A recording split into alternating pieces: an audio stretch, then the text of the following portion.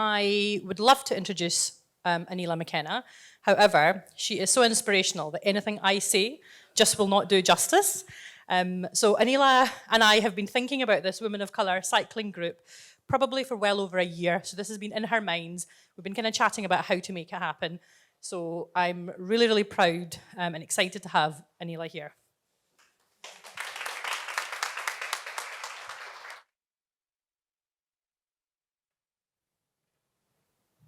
Good evening, everyone, and nice to see you all here today. And I just want to start by saying thank you to Shagufta, and let's give her a round of applause for just making this happen.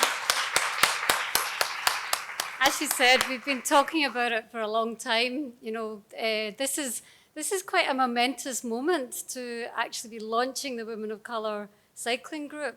There is no such thing in Scotland. So you've created history, you're changing the narrative, Shagufta. This is amazing to be able to do this today and to be able to come here together and celebrate.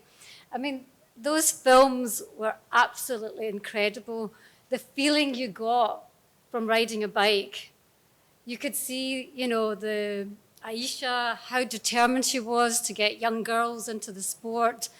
It was lovely seeing the woman with the shabakamis, trying to fix her kameez so she can still ride. You would think, how can I ride in a shabakamis? But you can. And then to see those women at the end getting their certificates because they've never ridden a bike. And the joy, the happiness, the strength. But the one thing that I saw from that was the community and the social connection between the women. And you heard their struggles. We all have our struggles, and yet biking brought them together to come together as one and to forget everything else but just to have some fun. So that's what biking is about. We want to be like these women that we've seen on the screen, and hopefully, if you do get to introduce women to bikes, then you'll be giving them out certificates as well, maybe in the car park outside. So. Just to say who I am then, Shagufta didn't give me an introduction, so I'll do it myself. So I have been riding bikes for over 20 years. I was a late starter to riding. I was in my 20s.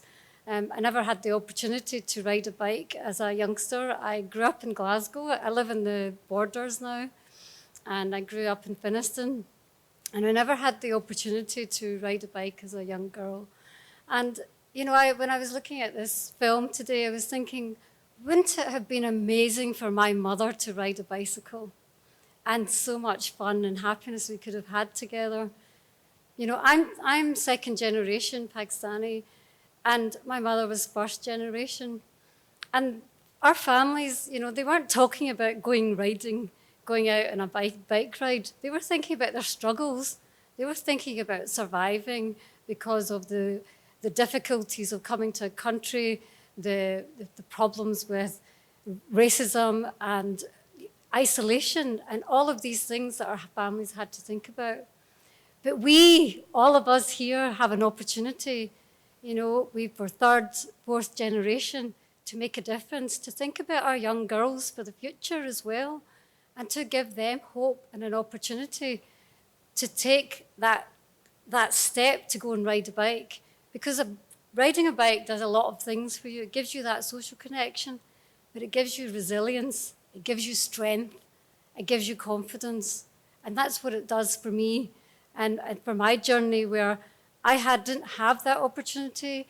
I was expected, my father was very strict. He had a different luxurious life outside the family, but we were told to stay at home. And so for me, unfortunately, my mother died when I was 20. And so that for me was a very difficult time. And it was amazing because I think back now, the fact that it was about 21, 22 when I started riding. And that's because somebody introduced me to it. And that was my husband of now 26 years who introduced me to it. But if he hadn't, what path would I have taken? You know, where would I have gone? I was in a bad place. And I would just say that bikes can save you in so many different ways. So yeah, for me, when I was growing up, yeah, bikes were nowhere to be seen. My brother had an old chopper. Did anybody have do you remember the old chopper from the 80s? It was, the saddle was about that length, and you could get about 3 people on the saddle. So, and I always remember my brother giving me a ride up and down the street, and that was my only first memory of biking. But I would like to ask you, who rides a bike here? Let's put your hands up. Who rides a bike? Okay. Okay, most of you. So who doesn't ride a bike? Who's willing to say? Okay. And who wants to ride a bike? Okay, fantastic. So there's a mix here of people that ride bikes as well. But you know, in the media, in even the bike industry, we're not represented. We're not there. I didn't even know. We're talking about all these women that ride bikes here, but we're not visible. And that's what we have to change. And the only way we can do that is creating spaces like what we are doing today and what we're launching today. And that's about creating a safe space. The only reason we have safe spaces, though, is because why are we not getting opportunities to go into the mainstream clubs? Why are we not present? Why are we not visible there? And that's the thing that we have to break. We're not going there because what do we think about when we ride? What do you think about when you think about cycling? What's the first things that come into your head? Men in Lycra. Okay, definitely Lycra. You know, and that's what you always think about cycling. So I Googled cycling just to see if I could see myself in that space. And when I Googled cycling, what did I see? Men in Lycra. When I Googled women in cycling, what did I see? I saw white women and cycling, but where were the women of colour? So, and even when I'm constantly doing presentations and talking about this, and I'm looking for photographs, I'm looking for those women, they're not there, they're not in the space. And that's not fair, it's not equal. You know, we need to be able to have that representation because we should be able to access cycling in the same way as everybody else. So yeah, so that was me as a youngster, got into it in my early 20s. Yeah,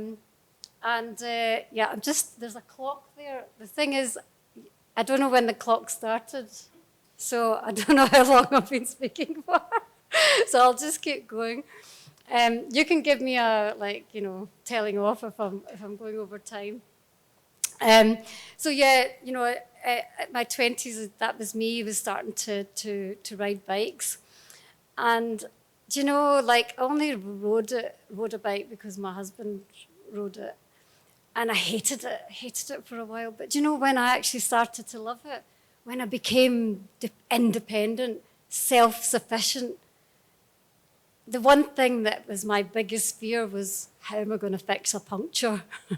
What if I'm left in the middle of nowhere and I don't know what to do? And, you know, once you empower yourself and just get those basic skills, and all you need is basic skills, all you need is to know how your bike works, what you need to do to get yourself home, and that's it. You don't need to know the technical side of a bike. All you need to know is the basics. And that was the one thing that I really feared. And for me, I wanted to kind of overcome that barrier for myself. So I did. I learned about the bike. I shared those experiences with other women. And because of that, I started to love and feel passionate about it. And I wanted to then share that love with others. So for the last 6-7 years, I became a cycling coach, cycling leader. My husband runs a cycling holiday business. And what I decided to do was I wanted to see more women in the space. So that was me. I took that leap to become a leader. And it was really difficult, and I was so nervous to become a leader because I knew that I would be the only minority woman. But then I had the added barrier of me as a woman of colour. And then, and being a woman of colour, you have to, you have to speak loud. You have to work twice as hard sometimes to be visible, to be represented. But I did it. I did it. And I'm so proud of myself that I took that step to be a leader and to be a coach. And I have, like that woman, I've worked with hundreds of women to get them out into the hills and love the outdoors, because, you have to share that. You have to encourage others to take part and see what it's all about. So yeah, for me, that was me. I took that position to be a leader. But in the last 18 months, I have come to realise that, yes, I've been working with all these women, but there's no women of colour. And since the tragic death of George Floyd and that catalyst for change, it started all these conversations globally around where are we, why are we not there, what do we have to do about it? And the bike industry, Bike for Good, charities, organisations like this are thinking about it and saying we need to do something different. And so for me, I've taken that step to actively encourage more people of colour to get involved in the sport. And it's not just a sport. I should stop saying that word, because that in itself is a barrier. It's just about going out and having fun, having fun, being with your friends. And we need to break that understanding that it's all about men in lycra, but actually it's something that we can all do. So for me, I took that step to work as well with businesses and brands in the cycling sector, and I've been doing a lot of work with them to help them understand what they can do differently, because it's not about blaming individuals, that it's about understanding our systems, our structures, traditional ways of thinking that we have to break, and we need to work together. People from ethnic minority communities need to work with the bike industry to help them change, because it's not us that have to change. It's the sector, it's the industry that has to change to welcome us and make them feel that we belong. It's all in well having safe spaces, but the only reason we have safe spaces is because we're excluded in the first place. So we need to make sure that we all work together as part of this. So for you, I'm interested. What's held you back from riding, cycling? Has anything held you back? What age were you when you started riding? 45. It's so common. And why did you start riding at 45?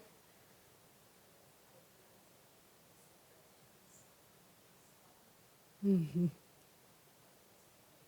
And that's why we need a group like this. And thank you for sharing. 45, I think there's probably many of us in our 20s, 30s, 40s, 50s that have started to ride bikes. And so we're catching up, aren't we? We're catching up. And so we're less confident to ride. But it's amazing, like your story, to share that and see actually what that's brought you. And even though you do lack that confidence, biking and cycling is about, you're always learning. I have been riding for 20 years. I throw myself down mountains.